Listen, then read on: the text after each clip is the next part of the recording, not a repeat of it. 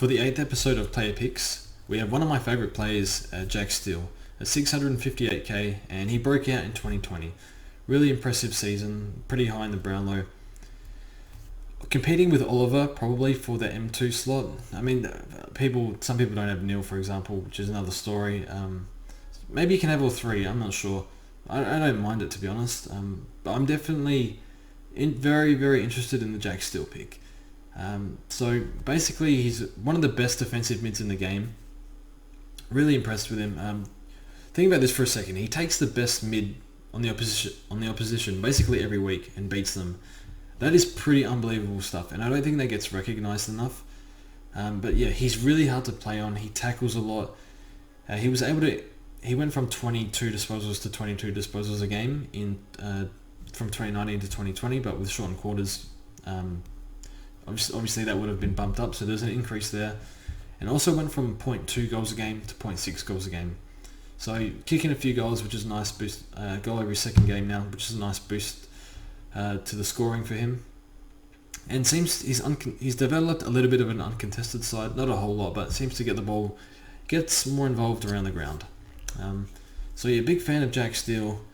So one of the reasons why he broke out was in 2019, he pretty much tagged the whole year. And I know this because I started him in 2019, because in the back end of 2018, the second half of the year, he averaged 110 because he wasn't tagging. And I was hearing all these great things about Jack Steele. I remember Alan Richardson was saying, Jack Steele sets the bar at training at the Saints. So when I hear stuff like that, I think, he's got a massive work ethic. He's already the role model, and he wasn't the Jack Steele he is today. That was 2 years ago.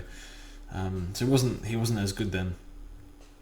But when I hear that sort of stuff, it gets my attention pretty quick. So I looked deeper into the pick, and he averaged 1 year in the NEFL 150 something. So the DNA or the blueprint was there for his game.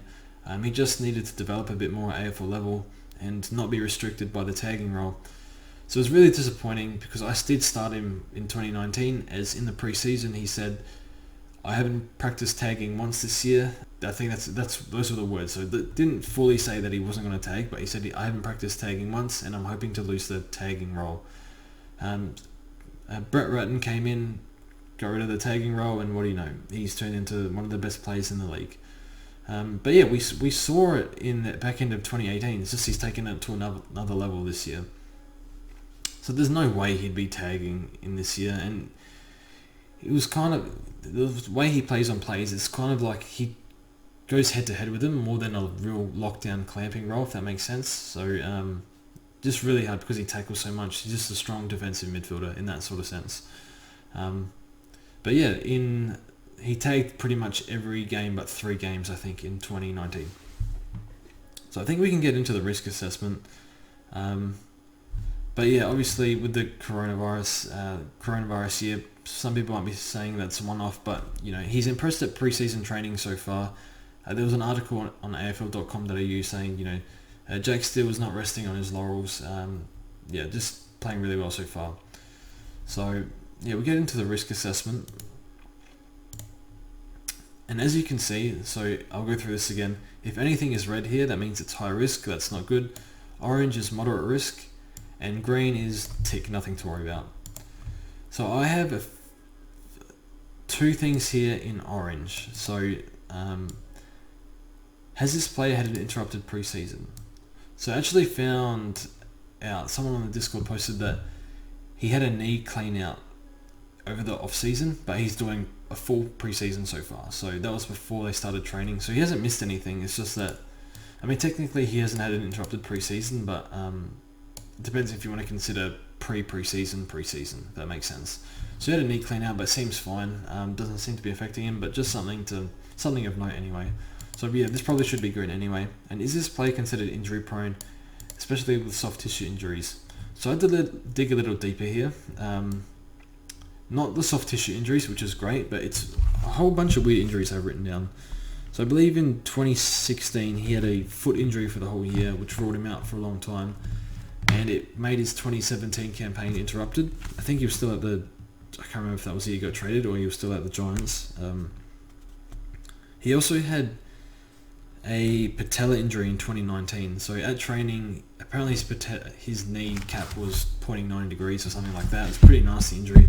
Only missed a few weeks, and that was in the middle of the year during the bye round, so I had to trade him out then, so I wasn't too happy about that. So it was the knee. So maybe that knee was still related to the clean out in 2020. I'm not exactly sure. And actually, between round 1 and 2, obviously in 2020 we had that big break with the coronavirus, the AFL shut down.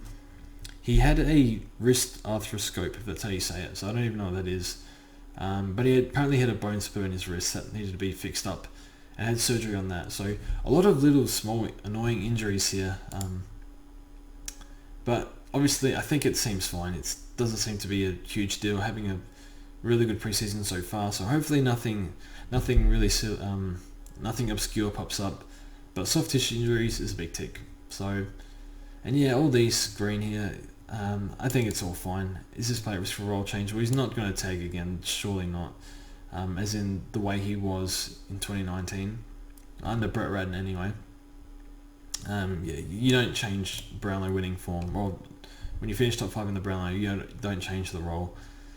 No off-field issues. There's one more thing here I wanted to highlight. This player, a proven scorer, and these are a big enough sample size. Well, he's been a premium in a Corona year, and then back into 2018 when he was freed up from the tagging role, he produced 110 average, which is premium scoring in the midfield. So I've given it a green. I can understand why it wouldn't be green, but I think that's enough for me to suggest that he's a proven scorer. So for me, I have no doubts about Jack Steele as a pick. I am very confident in him, and he is a lock in my team. I will not take Jack Steele out. He's one of my favourites, and can't wait to watch him this year. He's my tip for the Brownlow. But anyway, thanks for watching, and yeah, more videos coming up, and we'll see you guys soon.